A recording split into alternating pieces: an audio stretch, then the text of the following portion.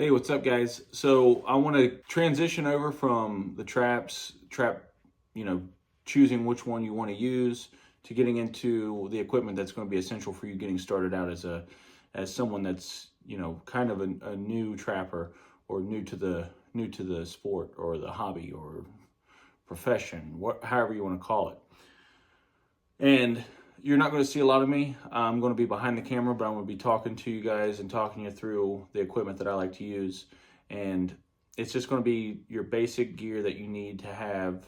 That way you can get out there and start putting sets in and start catching predators that are either, on your property causing you trouble, on your deer lease that are destroying your, not only your deer or your fawns, your turkeys, all your nest predators. So we're going to dive into that, and we're going to start getting into the equipment, and then we're just going to keep transitioning to the next step until you have a very, very good grasp on getting started trapping. And then we're going to start diving into more technique and more how-tos, and it's just going to keep growing and keep growing. So just stick with me, guys. I know it's been slow. There's no excuses here. I'm still working a full-time job. I work 60 hours a week and wanting to put content in front of you and just make you guys better. So the more that I learn, the more that I'm going to be able to present to you, and it's just going to be great for the community and get everyone kind of included into this. So strap in, boys. Let's go. All right, so one of the first things that you're going to want to get whenever you're starting out trapping is something to dig with. Now this is a little bit on the extreme side, but this is something that I really like to use. I like to use this Flex because it has these interchangeable, so you just chuck them up, and it has a keyless chuck on it, but it also has an SDS, so you can take that out, throw in an SDS, and I use these a lot whenever I'm pre-drilling holes, if the ground's really hard, or if you just want to make a quick punch hole or something. These work really well.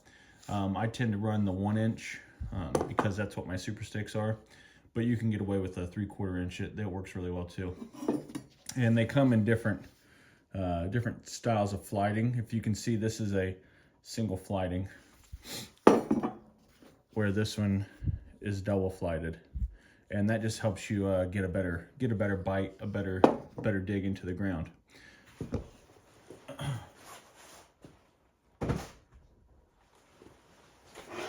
Now, just to kind of move these to the side, pretty much your basic plain Jane is just going to be a trowel. I do recommend the Gym Digger. It's a phenomenal trowel. I don't use it much, but it's something that I like to have as a backup, and it functions really well. So I have a lot of friends that use them, and they do actually a tremendous job. So we'll toss that over to the side there. Now the one that I like to run is this style of a trowel. It's got a nice kind of cup shape. You can put it in, drill your holes. You can hammer on this part. It's square tubing set into hex steel, so you don't have to worry about the handle breaking, and it works really well. Super light, but it's also super durable. So whenever you're thinking about getting started, you definitely want to have a digging tool, something that's going to get you kind of your dirt holes made or your sets made. So next, I want to kind of talk to you about just like the different types of hammers or mallets that you could use for digging. Moving on into the diggers, or the mallets, the hammers, stuff that's going to put your stakes in the ground, also dig out your trap bed. And these are the style that I like to run. Now this is one my dad and I made, and just use some basic hardened steel, just some flat stock steel that we got from the sawmill, and it works well. I don't want to break this or ruin it, so I kind of retired that one. Now The one that, you know, a lot of people see is this light 2-pounder. And it does well if you got soft soil and everything, but and it's light and it's easy to carry. So if you ever do need something, if you got to pack in a long ways, it's not a bad option to go with. But this is the one that I've transitioned to. It's the S-Wing, and Hammer Trapline makes these.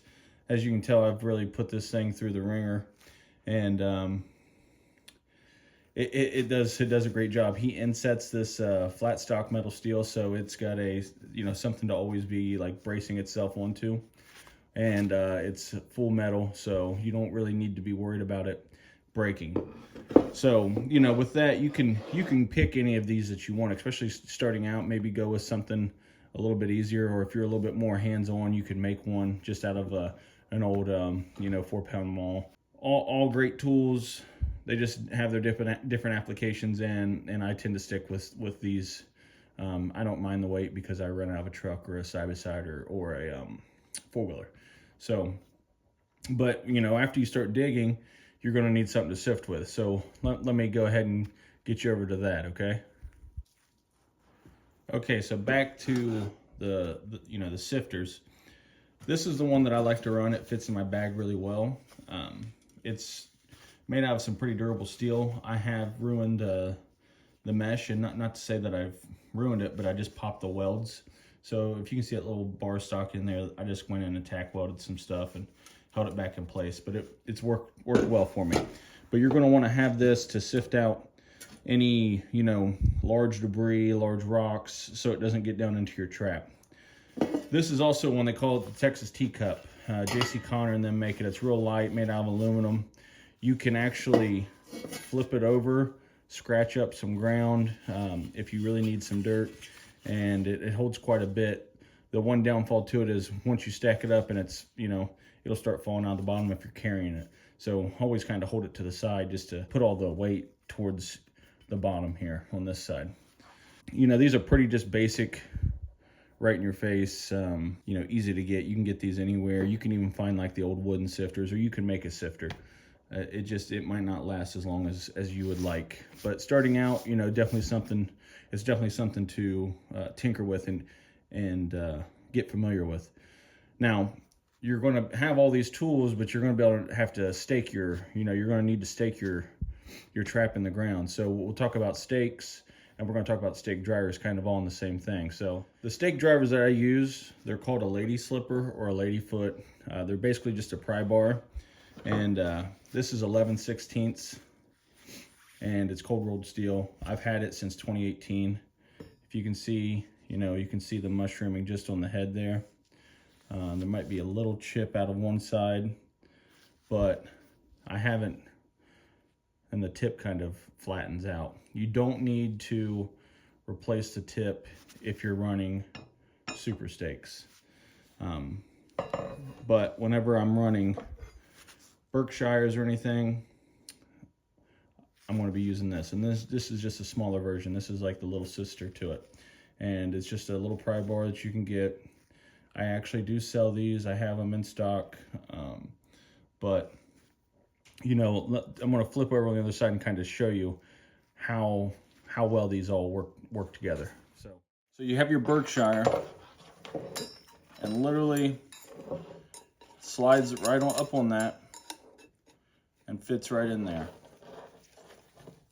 It does a pretty damn good job at putting these in the ground. And especially if you drill a pilot hole, you're not going to have any issue. Same with this. Fits right on the end of that, snugs up, and it snugs up, and it works. But this is what it's really intended for. So slides freely, hits the bottom, and you don't have any issues putting these in the ground, and you can literally beat the tar out of these things. Now to go to the little sister, you can slide that in there. It's going to work well, but you will kind of get a little binding here. You can do a little bit of grinding, or you can just kind of let it do its own mushrooming on its own. It's going to work well. but it really shines because it keeps a point very well, and it fits right into those bad boys beautifully. Same as if you're going to slide it up, that little point's going to fit right snug into that. So these run in about 16 inches. Usually my stakes are anywhere from 14 to 15 inches. I don't really run much further than that. But, I mean,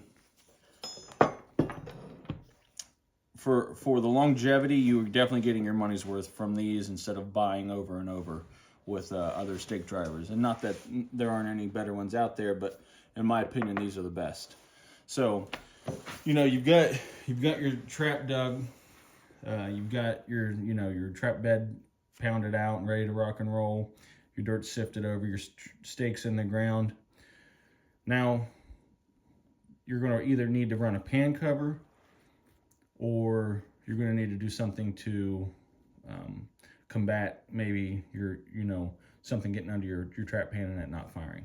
I have a couple different methods that I like to run, so let's just get into it. The wire screen is mainly what I did when I was out west trapping. Now I want to get into something. I make these slits right here.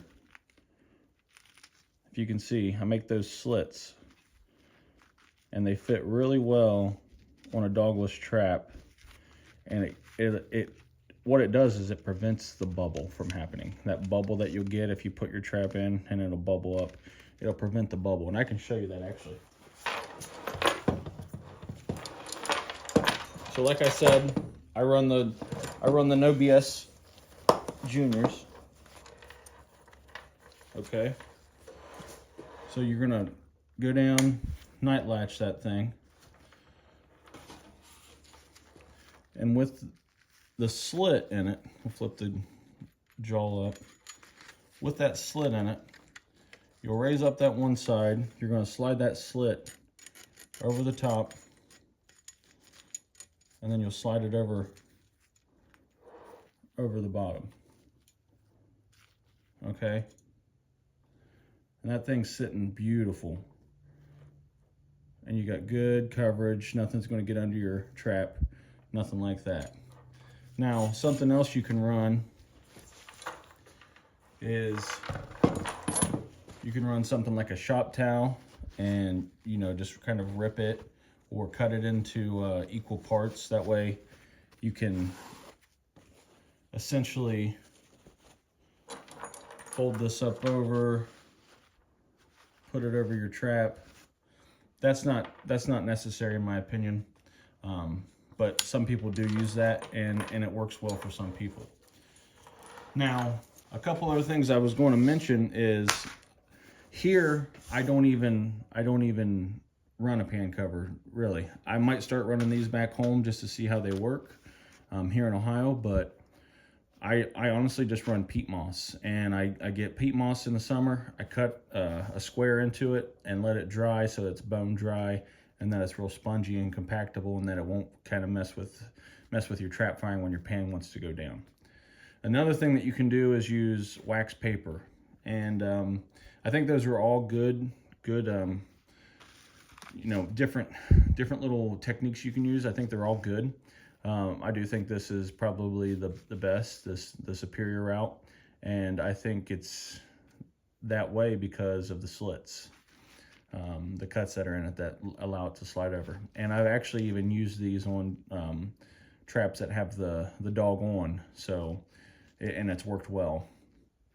I actually just use those on a deer leash job. So with that being said, you know, there's all kinds of different pan covers out there. There's polyfill that you can put up underneath your pan. A lot of people run that, they like that. This is just the method that I like to run. So experiment with whatever you want to try. But here's you know, here's just a little bit of foundation for you to get started. So it's always good to have a bag, and I can flip over to show you that. Now this is the bag that I use. It's a Tough Built bag. I got it from Lowe's. I have these little clips on here so I can hang wire screens off of it. So I'll clip my wire screens in here, that way I can just pull them out. It has different compartments all around. I carry a little brush if I need to clean out anything. I always carry some extra, you know, extra big boy pliers. And right now these are just on here just because I always carry some extra screens with me, and I went through them. Then I have my pliers that I usually put on my belt. And inside there's 3 compartments. I carry a flashlight with me. I carry, you know, some salt and some different change up squirtable lures. I always have Gatorade bottles that are full of dirt. I have some long gloves that I can slop out any wet trap beds, this and that. I do carry an extra battery with me, just in case I need to change out my drill. And then I usually put my sifter, which fits nice in here. And then I put my digging tool, and then I put my trowel in here. So that's pretty much the setup I run. Now, I used to run a bucket, and I still keep it just because I like it and it's got some nostalgia. What I would do is I would put everything in the center, like my sifter, my trowel, my digging hammer, and then in these little compartments that you see the tubing here, I would put my pliers, my auger blade, just my stake driver. I would put all that stuff here, and then I would use this compartment for my bait fork or my bait spoon, and then I would put all my bait and lures in here. But I kind of got away from that. Now I carry that on my hip. It's nice too because it has a kickstand if you need to set it down, get anything out. But the nice thing is if you see this clip here, that actually slides into that clip. So I can have one on here, I can have one of these on my belt, and I can transition this to different spots. And I can even keep a stake driver in here if I'm going to go do a remake and I just got to be real quick. I can put my stake driver in here, toss that on my belt. I've got my baits, lures, got my bait fork, got some extra screens in here, and get on down the road and run out there. I don't have to carry this whole thing. I can just put this on my side, grab my trowel and my bag of peat moss, and then I'm down and remaking the set and on to the next stop. So there's all different kinds of things you can try. Like I said, I transitioned from the bucket, went to this and this. I like the Tough Built. They're interchangeable, they work well together, and it works well for my system. So use what you want, use what you can, and just go have fun and keep kicking ass, really. That's pretty much the basics that you're gonna need. Now, something to keep in mind whenever you're starting out is you're going to need a catch pole. Now this is just your basic catch-all pole. It's got your loop in there. It's a 4-foot catch pole, 2 handles. You can tuck your extra cable away down into this slot. And then this is the mechanism that you pull out to disengage the cable and release the animal. You're definitely going to want to have these because you're going to catch some non-targets. And it's unfortunately the game that we play, but it's always nice to be able to let them go and let them go unharmed. So that's just kind of an added bonus that you're going to want to keep with you and carry. There are a lot of other things that I'll kind of get into with bits and pieces on other videos, but just for the basics, just getting you started, you're going to want your traps, you're going to want all the equipment I talked about in this video, and you're going to want some some type of peat moss or dirt. So if the dirt's good at the set, use that dirt. If it's not, carry your own dirt, carry your own peat moss. So all right guys, that's pretty much it.